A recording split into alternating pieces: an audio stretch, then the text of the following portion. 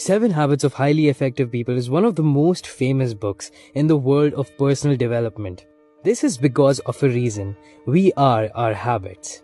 Just like you cannot become healthy by eating a single serving of salad or become ripped by going to the gym once. In order to be effective, you need to inculcate these 7 habits daily.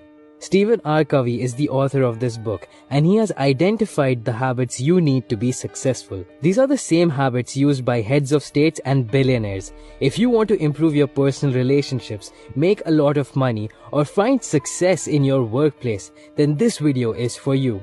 So make sure you watch the video till the very end and you will be way ahead of the curve. Habit number 1, be proactive. Being proactive means that you were ready to take on a particular challenge beforehand. According to the author, there are 2 kinds of people, proactive and reactive people. Reactive people are the ones who are affected by their circumstances. They complain a lot, and I was like that as well. When something would not go my way, my first reaction would be to be very disappointed. I was always reacting to my surroundings. I would study the night before, and I would only start working on my projects when I had no other choice. Proactive people always think ahead. They always remember the fact that they control their actions, and everything is their responsibility. They realize that complaining is a futile activity, and they only entertain the thoughts that are proactive. A good way of thinking about this is, reactive people complain when it rains, whereas proactive people check the weather forecast and take an umbrella. Habit number 2, begin with the end in mind. When you will be on your deathbed, what will the people around you say? Will your children think that you were a great parent? Will your friends say that you were trustworthy? Now, I'm not saying these things to depress you. I'm merely saying this to show you that you should always keep the end in mind. A helpful tip is to write a mission statement for your life. For example, my mission statement is to share powerful ideas through my words and actions. So now whenever I do something, I always think about whether that particular thing is taking me towards my mission or away from it. Habit number 3, put first things first. We all have a million things that we need to get done every day. A lot of us think that the busier we are, the harder we are working. But this is not necessarily true.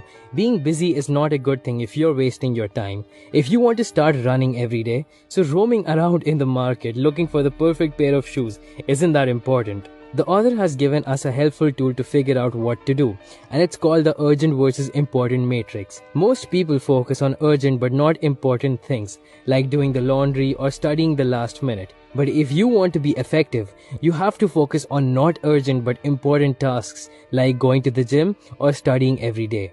Habit number 4, think win-win.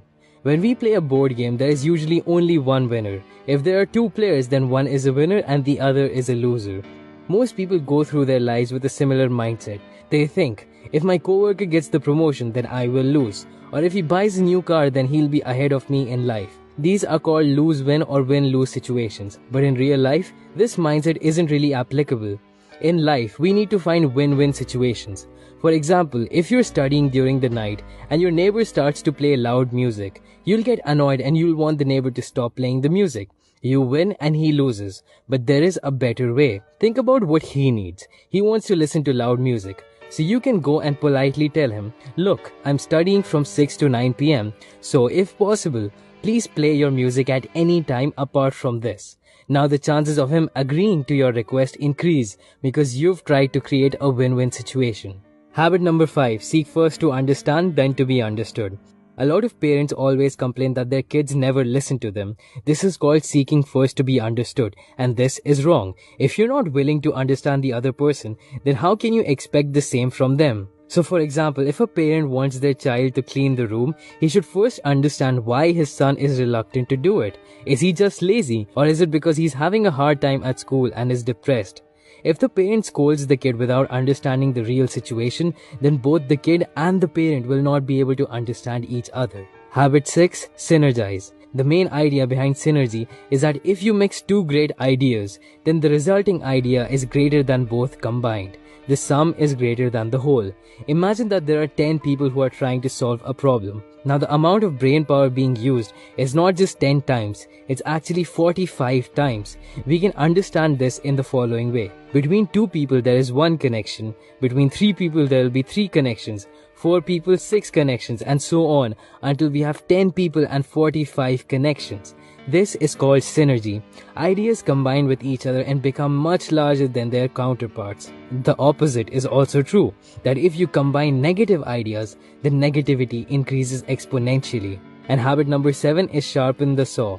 Leaders are readers. You can keep your brain sharp by reading great books, and you can keep your body sharp through great diet and exercise.